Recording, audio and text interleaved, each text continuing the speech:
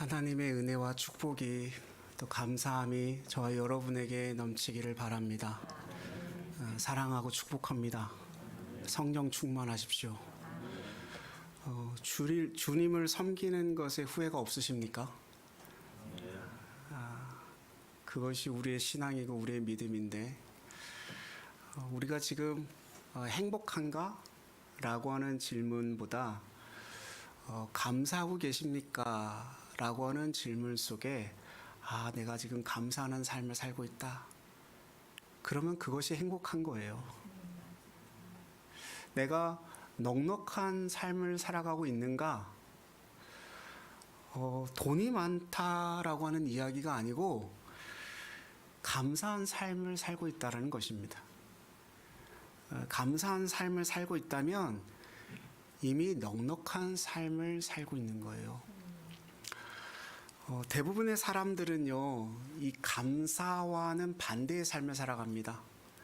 디모데후서 3장 1절 말씀에 보면 말세에 고통하는 때가 이르는데 그때 사람들의 특징에 대해서 열거를 하는 가운데 그 중에 한 가지가 감사하지 아니함이라고 말하고 있어요.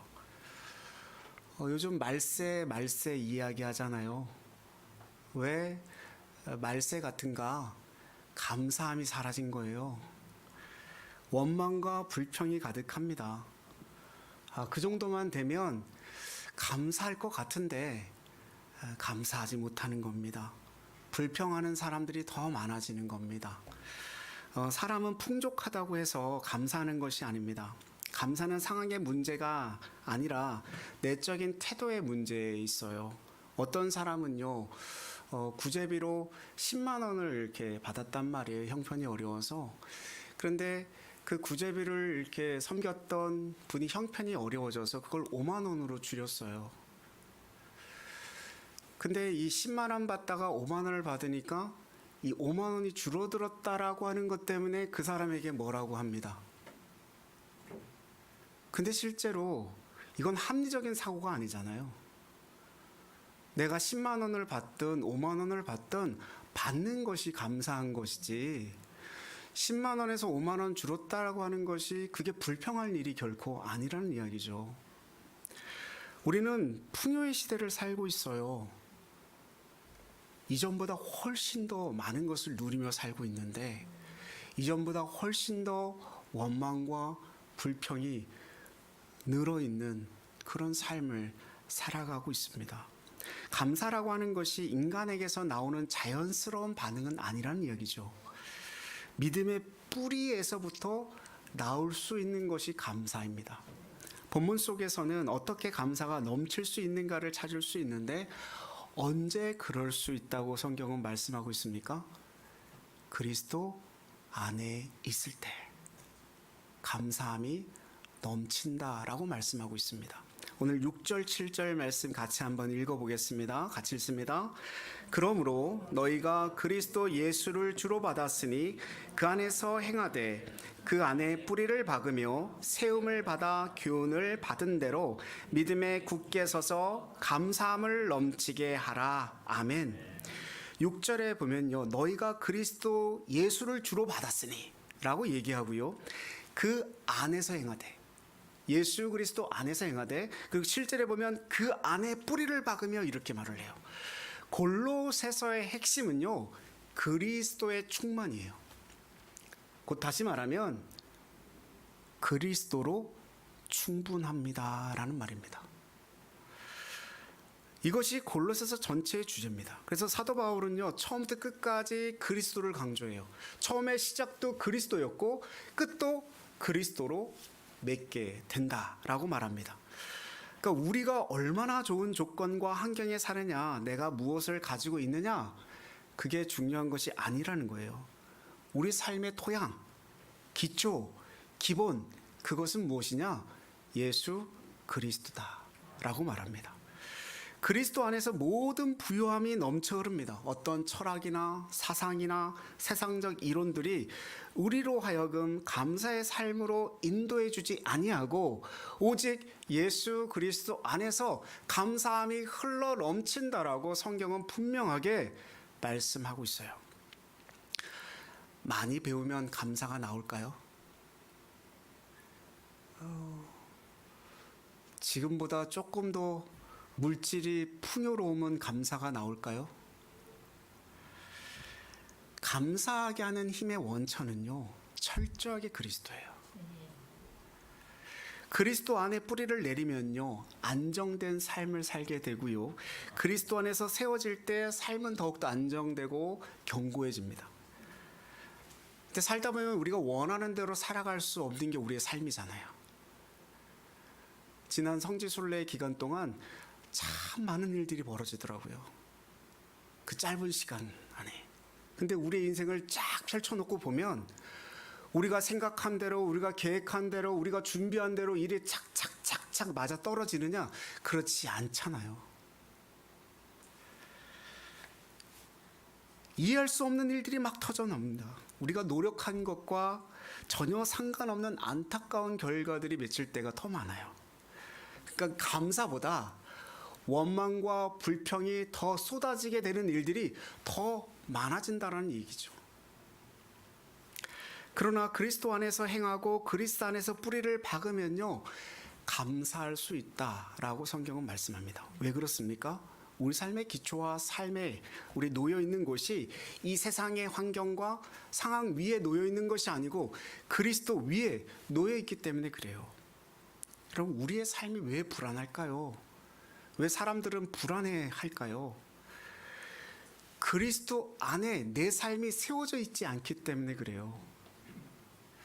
만약 이 세상의 모든 것들이 다 유동친다고 할지라도 그리스도 안에만 있으면, 예수 그리스도 안에만 있으면 요동하지 않을 수 있습니다. 왠지 아십니까? 왠지 아십니까?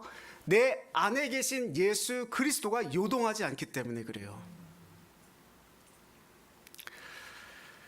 그리스도를 벗어나면요, 결핍 증세가 찾아옵니다.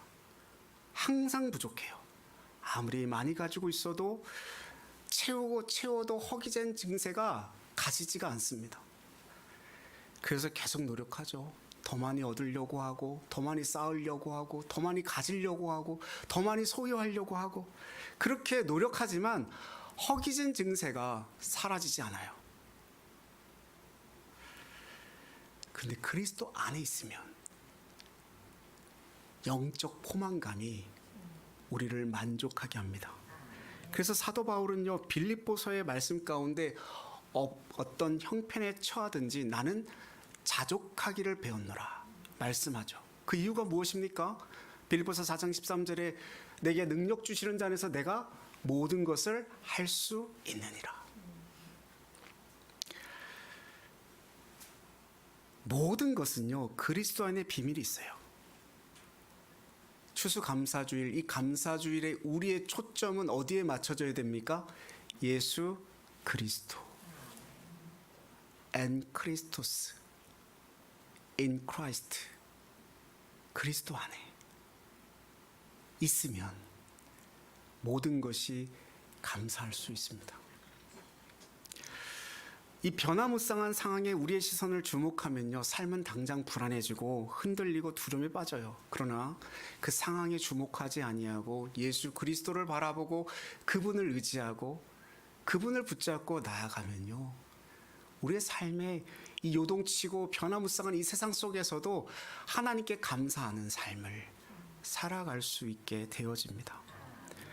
그럼요, 그리스도 안에 살아간다라고 하는 말은 무엇을 뜻하는 말일까요? 우리 예수 그리스도 안에 예한교회 공동체는 무엇으로 살아가는 것을 이야기할까요? 이 말은요, 그리스도 안에서 나에게 닥친 그 문제를 다루는 거예요. 예수 그리스도 안에서 그 문제를 해석해 가는 거예요. 그리스도의 관점에서 모든 문제를 바라보게 될 때에 그 문제에 갇히지 않고 뛰어넘게 됩니다. 그래서 어떤 상황 속에서도 자족하는 그런 마음을 가지고 감사하는 삶을 살 수 있게 되어지는 거죠. 저와 여러분, 오직 그리스도에 일에 집중하는 은혜가 있기를 주님의 이름으로 축원드립니다. 신앙에는 단계가 있다고 얘기해요. 오늘 성경 말씀에. 처음 그리스도를 받는 단계, 예수 그리스도를 받아들이는 단계죠. 그리고 믿음을 가지는 단계, 그리고 믿음의 뿌리를 내리는 단계, 그리고 견고하게 세워지는 단계. 그 믿음의 스텝이 있는데 여기서 가장 중요한 건, 다 중요하겠지만 가장 중요한 것은 무엇이겠습니까? 기초, 기본이지 않습니까? 기초가 잘 닦여져야 돼요. 제가 예전에 그 호주에서 유학할 때 이렇게 길에 집 짓는 것을 본 적이 있었어요. 벽돌을 딱 6장을 딱 올려놔요. 벽돌을 6장을 딱 이렇게 쌓아요. 그리고 며칠을 그렇게 뒀냐면 15일을 그렇게 두더라고요. 우리나라 같으면요, 하루에 벌써 벽 다 올리고요, 지붕 막 씌웁니다. 근데 15일 동안을 아주 견고하게 이 땅 토양을 닦고 벽돌 올리고, 그리고 또 6장을 올리고 15일을 지나가요. 세워라 내워라, 어떻게 저렇게 집을 짓나 이렇게 생각되어지는데 너무 튼튼하게 집을 잘 짓습니다. 스텝이 올라가려면 가장 중요한 것이 기초이고 믿음의 토양이에요. 그래서 6절에 그리스도를 주로 받는 것이 가장 중요한 거죠. 예수 그리스도를 올바로 믿는 것이 가장 중요한 거예요. 이 기초가 되어 있지 않으면 아무리 교회를 오래 다닌다고 할지라도 자라지가 않습니다. 안타까운 문제죠. 변화가 불가능해요. 제가 목회를 하면서 이 기초에 대한 부분이 참 중요하다는 생각을 가집니다. 교회를 다니는데, 예배를 드리는데 구원이 없는 사람이 있어요. 복음이 없는 사람이 있어요. 우리가 1년이면 주일 예배만 52번을 예배를 드리는데 그 52번의 예배를 드림에도 불구하고 내 마음에 예수 그리스도의 복음이 자리하고 있지 않다라고 한다면 이분은 분명히 살펴봐야 될 것이 내 기초와 기본이 어디에 있는가, 그거를 분명히 살펴보셔야 됩니다. 기본이 되어 있지 않으면, 기초가 쌓여 있지 않으면요, 변화는 불가능해요. 그러니 10년, 20년, 30년 신앙생활을 했는데 나의 삶은 여전히 그 자리에 머물러 있어요. 신앙의 아기로, 어린아이로 성장하지 못하고, 우리의 몸이 시간이 지나면 어린아이에서 청년에서 장년에 이르기까지 자라나야 되는데 신앙은 여전히 계속 그 자리에 멈춰져 있어요. 시간이 지나니 체면은 살려야 되겠고, 그러니 가면을 써요. 뭐뭐 하는 척하고 그냥 지나갑니다. 뭔가 말해야 될 때는 조용히 있어요. 왜요? 내 안에 있는 게 없거든요. 내 속에 신앙과 믿음과 복음이라는 게 자리하고 있지 않아요. 얘기할 게 없는 거예요. 이 안타까움이지 않습니까? 믿음의 스텝을 밟아가며 자라갈 때에 믿음이 성숙해지고요, 그 성숙 가운데 감사가 터지는 거예요. 여러분, 믿음은 무엇입니까? 다른 것을 보는 거예요. 눈이 열리는 겁니다. 믿음에 굳게 서서 이게 무엇이냐면 믿음의 세계 안에서 모든 것을 바라보는 것입니다. 천국이 언제 임합니까? 눈이 열리면 천국이 임해요. 눈이 닫혀 있으면요, 아무리 대단한 역사가 하나님께서 보여주셔도 보지 못합니다. 눈이 닫히면 천국이 닫히는 거예요. 영의 눈이 열리면요, 천국도 열리게 되어 있습니다. 지금 이곳에 우리와 함께 하시는 살아계신 하나님을 내가 영적으로 볼 수 있으면, 그의 통치를 믿으면 우리 안에 천국이 임하고 있는 것, 그게 행복한 삶 아닙니까? 눈이 열리지 않으면요, 답답한 현실만 계속 보입니다. 답답한 현실만 보면요, 짜증나고 불평하고 원망만 일어나죠. 누구 탓하기 바쁩니다. 니 탓이요, 니 탓이요, 니 탓이요. 지금 당장 어려운 현실만 보면 불안하고 두렵고 힘들게 살아갈 수밖에 없는 거잖아요. 눈이 열리지 않고 그것밖에 보이지 않기 때문에. 믿음의 눈이 열리지 않으면요, 죄와 마귀의 이 가득한 악과 불의가 충만하여서 이 세상에 소망이 없어 보이지만, 믿음의 눈이 열리면 하나님의 손길이 어떻게 이루어지고 있는지를 보게 되고 거기에 대한 소망을 품게 되어집니다. 점점 다가오는 하나님의 나라가 보이는 거죠. 그것을 볼 줄 아는 게 뭐예요? 믿음이에요. 그래서 믿음의 눈이 열리면요, 다른 세계가 보이는 거예요. 다른 세계가 보이면요, 다른 인생을 살아갈 수 있습니다.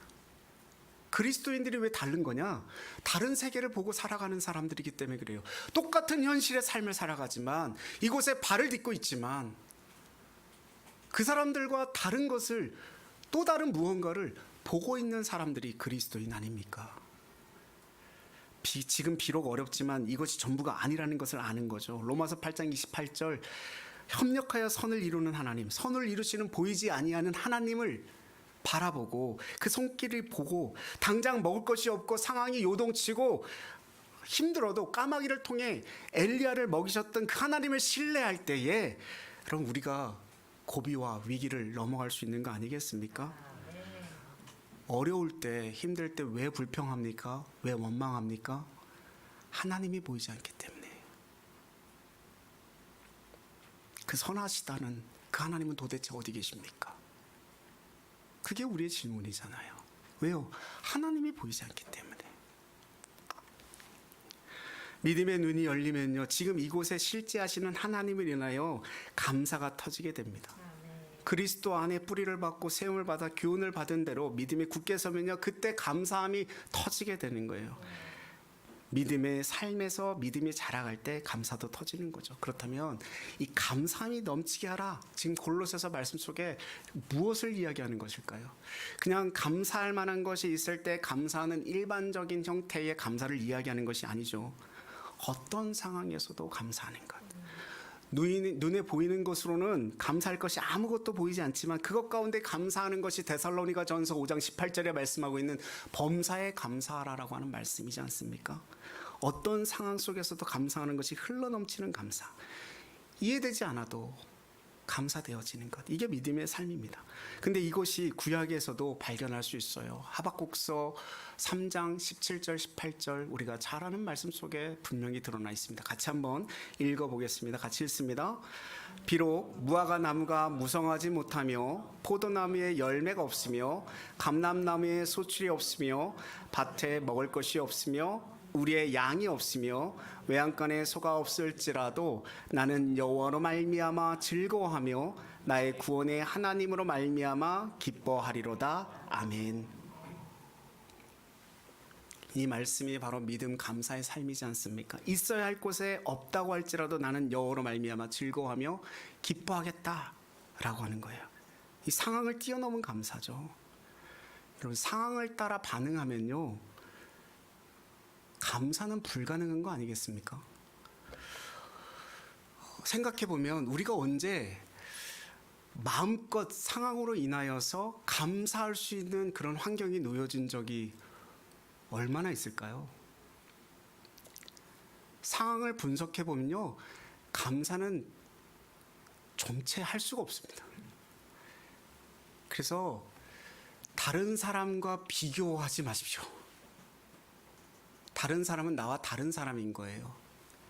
외적인 조건, 상황 가지고 분석하고 비교하면요, 감사할 일이 별로 없어요. 다른 사람과 비교하면요, 감사할 게 없는 게 나보다 잘난 사람이 너무나 많잖아요. 한둘이 아닙니다. 여기 계신 분들 저보다 다 잘나셨어요. 비교하면요, 감사할 수가 없는 거잖아요. 눈에 보이는 것이 없고 손에 잡히는 것이 없어도 감사할 수 있는 것이 믿음이고요. 많이 가지면 행복해하고 없으면 불행해하는 것은요, 결코 믿음의 삶이 아닙니다. 믿음은 풍성한 삶을 살게 해주는 것, 어떤 상황 속에서도 감사하는 것, 그것을 분명히 말씀하고 있습니다. 그래서 무엇이 주어져야 감사가 아니라 지금 이 순간 상태로 감사하는 법을 배우는 게 믿음 생활이고요. 많이 가지고도 가난하게 사는 사람이 있고 적게 가지고도 풍성한 삶을 사는 사람들이 있어요. 진짜 부자는 누굴까요? 적게 가지고도 많이 누릴 줄 아는 사람 아니겠습니까? 바울이 그런 삶을 살았습니다. 그는 가난한 자 같으나 부유한 자로 살았어요. 소유의 행복이 아닌 누림의 행복을 살았습니다.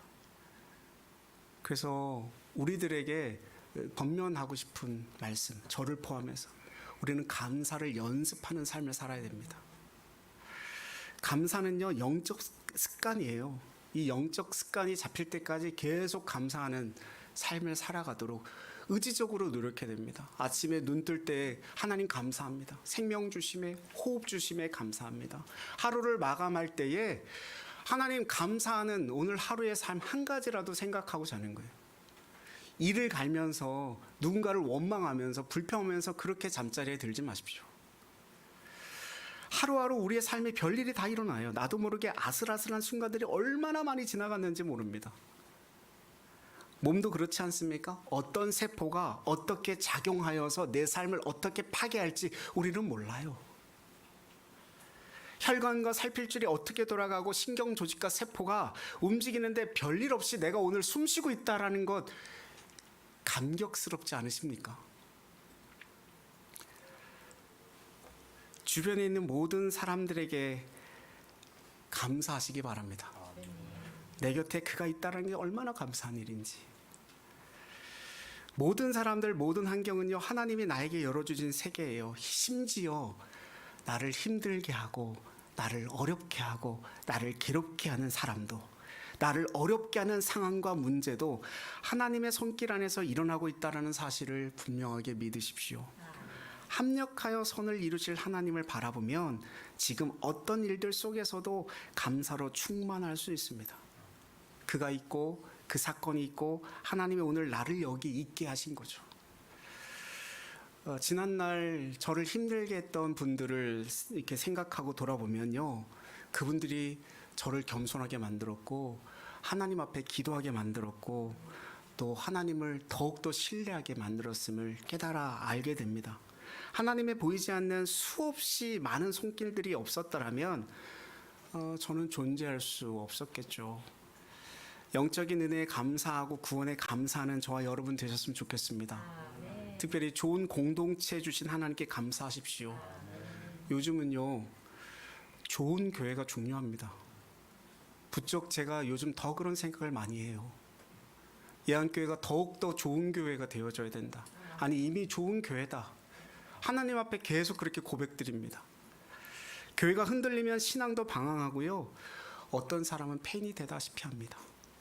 좋은 공동체가 얼마나 중요한지 몰라요. 저와 여러분 안에 계시는 성령님께서 우리들에게 감사가 흘러넘치도록 역사하시기를 축원합니다. 우리가 감사하는 삶을 살 때 하나님은 우리를 통해 영광 받으실 줄 믿습니다. 그리스도 안에서 날마다 믿음으로 견고하게 세워지고 믿음의 선한 열매인 감사가 저와 여러분의 입술에서 끊임없이 흘러나올 때 우리들의 삶은 이미 승리자이고 그리고 천국이 임한 줄 믿습니다.